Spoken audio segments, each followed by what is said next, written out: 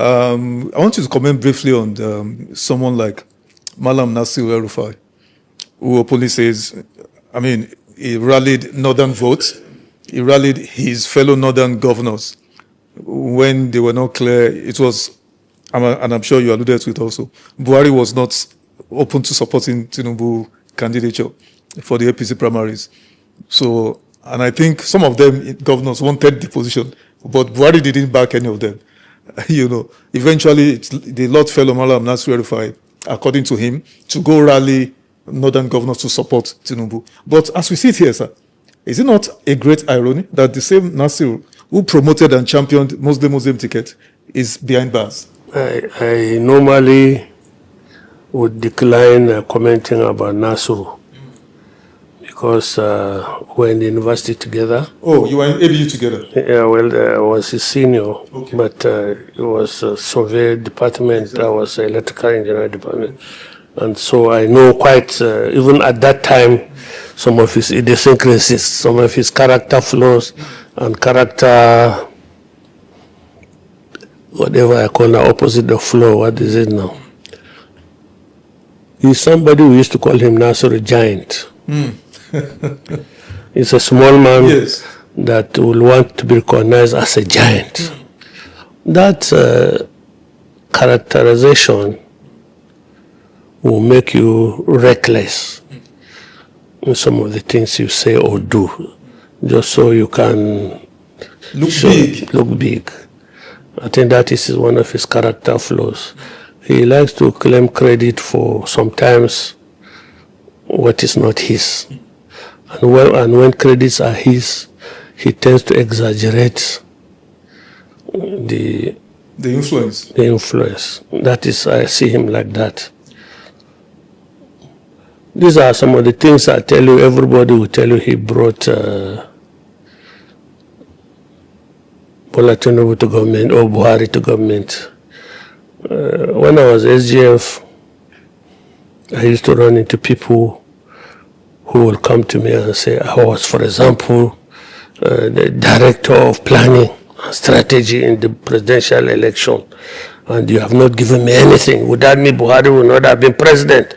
All that type of thing. And what I will tell you is that, well, yes, you did that, but I know of somebody in Adamawa whose son died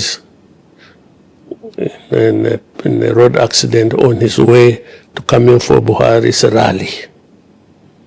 What do I tell that man in terms of what he has contributed to Buhari? I know somebody that has given us millions of naira. And then you contributed maybe 1 million naira, and you are coming here to say, so I know this. Now, whatever Nasir tells you, his role probably started in the middle of the process, if you are charitable to him. Because everybody knew that he and Bola Tinubu were never friends. At all. It got to a stage, he even went to Lagos, tried to undermine Bola Tinubu in some conferences also, where he was boasting about coming to teach Lagosians how to deal with the Godfather, if you remember. Now, that was, by then, Bola Tinubu's aspiration to be president had gone far. It was on a high-speed lane. Suddenly, about the time of the convention, now, Bola is a very good politician. So at that stage, I think he must have reached out to the governors for support. I don't know how it transpired between them, but there were some allegations that some millions of dollars exchanged hands. From what hand to whose hand now? From Bola's hands to Nasir's hand. Not Nasir, okay. The northern governors, probably, I don't know, I'm not for sure, probably championed by Nasir. That's why when Bola says he owes nobody any obligation because he bought his money brought him there. He is probably referring to what transpired between him and the northern governors. At that stage, he now started making noises in Kaduna that Bola will be president, whether people like it or not. But do you know that Bola Tinubu beat, Atiku beat Bola Tinubu in Kaduna? A very big margin. So if he cannot deliver his own state, how can he boast of having delivered the northern states to him? But that's who he is. And I believe between him and Bola, some relationship had transpired, some transactions had taken place, and he probably can claim whatever he claims. Short of Bola Tinubu himself giving us a story of what transpired, I cannot hear. Because immediately after that process, we fell out with Bola anyway. So even not, he would have told me in a discussion about what transpired. That's the conversation we should have with, and I have them. I have quite a lot of them. I've had excellent relationship with Fulani people. Excellent relationship. So sometimes I find it difficult to reconcile all of this, but we'll do this another time. Let's wind down, sir. El-Rufai, your former schoolmate, has been in detention now approximately 149 days on an offense that is ordinarily bailable. But they've complicated this matter, bounced from one courthouse to the other, and all of those. Some have said he's only in prison because they want to decommission him from speaking out, using his immense political capital against President Tinubu. Do you think President Malam Nasir El-Rufai is a threat to President Tinubu's re-election in 2027? No. And is that why he's in prison? Absolutely, he is not. You think so, sir? Absolutely, he is not. But like I told you before, he's somebody like that wants to feel big. Inflates his own personal sense of self-worth. What he is, he quadruples it. What he's not, he depresses it.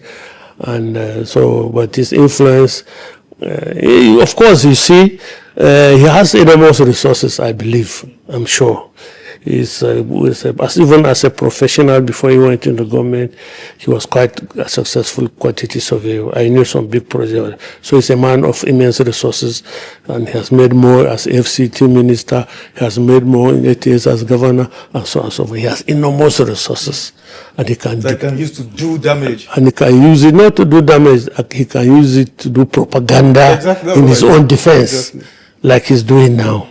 I mean, it's not like a simple, ordinary person like me. You catch me, I don't have money to pay journalists to propaganda against. So, but you see, I don't like to comment on the justice must be done, and it must be seen to have been done justly.